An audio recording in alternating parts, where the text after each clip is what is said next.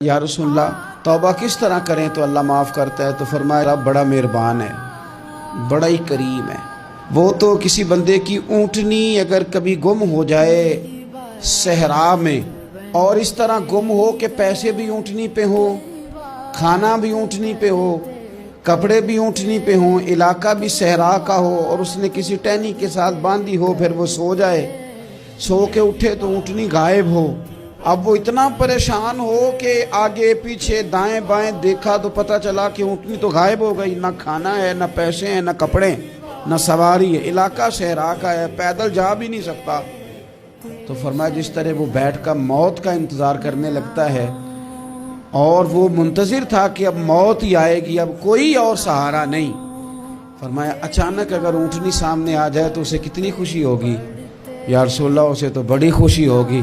فرمایا جب رب کا بندہ توبہ کرتا ہے تو اللہ کو اس سے بھی بڑھ کر خوشی ہوتی ہے کہ بندہ توبہ کر گیا، اپنے گھر واپس آ گیا ہے، اس نے بات مان لی۔